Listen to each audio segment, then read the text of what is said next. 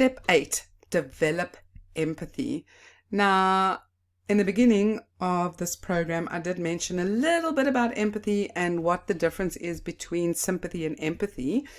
So empathy is very much about imagining yourself in somebody else's situation. Now, you can learn to listen with empathy. As I said, when you learn to listen for people's feelings and emotions, it gives you quite an indication of what they're going through and what they're feeling. So when you start developing your empathy, it's about imagining what they're going through. Now, the difference between empathy and sympathy, as I said, sympathy is when you feel sorry for somebody.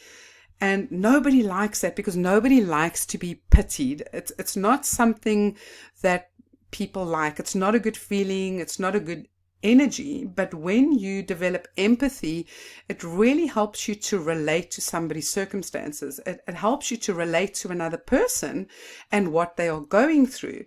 Because when you can imagine what you would feel like, first of all, it helps you to help them, but it also makes you feel differently about them. So let me give you an example here once again. So I was involved in a series of abusive relationships, and if you want to know a little bit more about that, you can read my book called The Relationship Magnet, and I've spoken on quite a few podcasts about it. And it was emotional intelligence that basically saved my life and changed my life, because I had the cycle that went over and over and over again because of how I felt about myself, but also what I believed about myself and about men.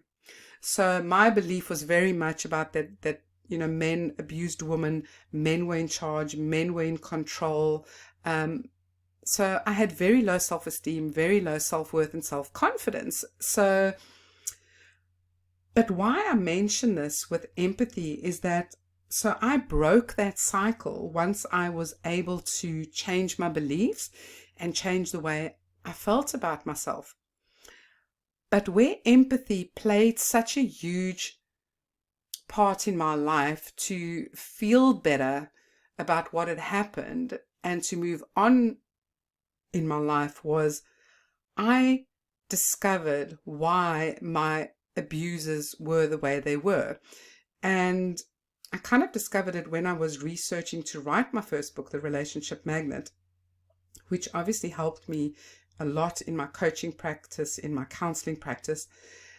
And when I discovered why people become abusive, when they don't feel significant, when they don't feel important, when they've been raised with hidings and violence in their own homes, when they've had trauma, when they've had all of this role model to them and taught to them, they then behave unconsciously, and they then start abusing or hitting their partner, their children, whatever the case may be.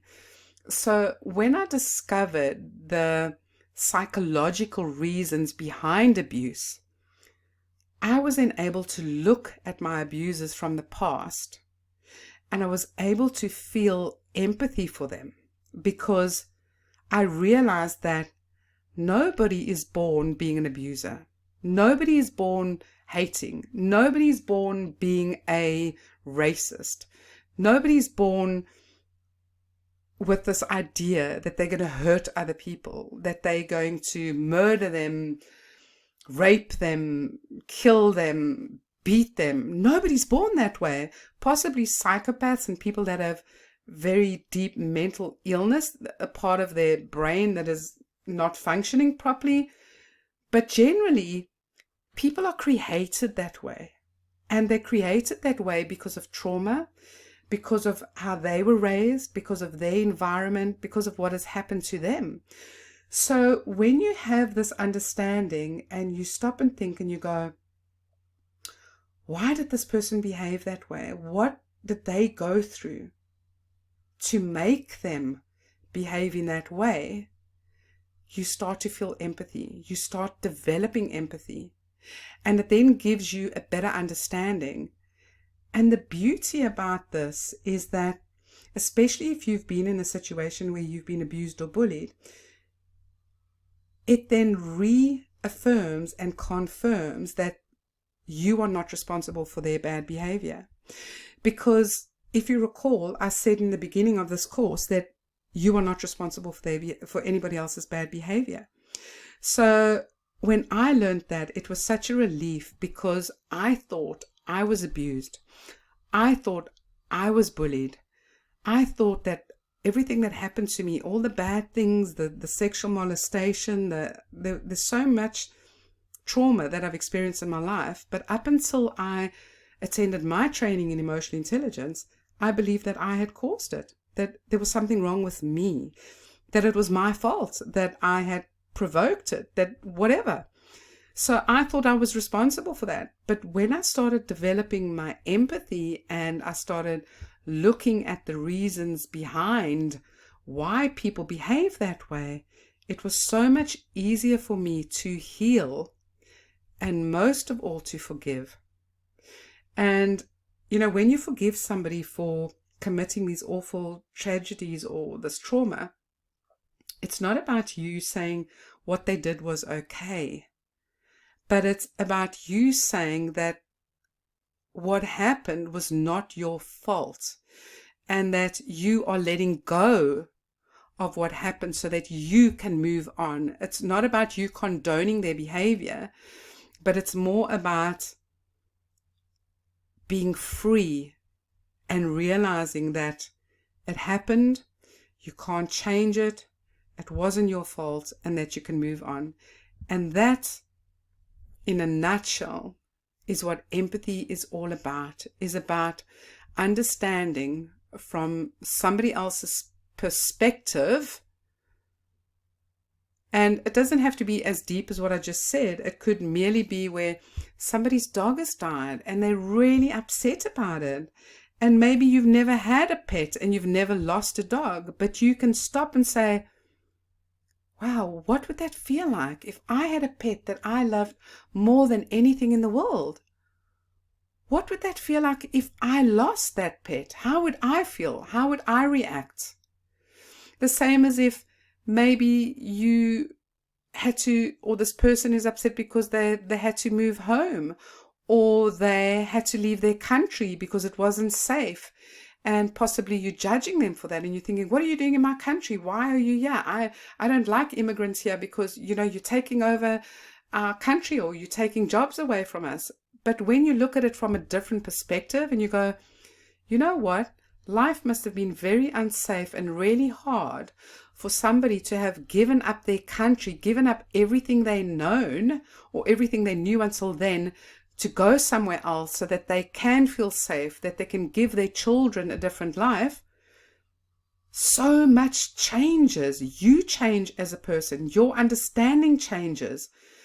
And I also said in the beginning of this course that when they did that research, Reuben Baron created an emotional intelligence assessment, and he took that assessment into prisons in South Africa.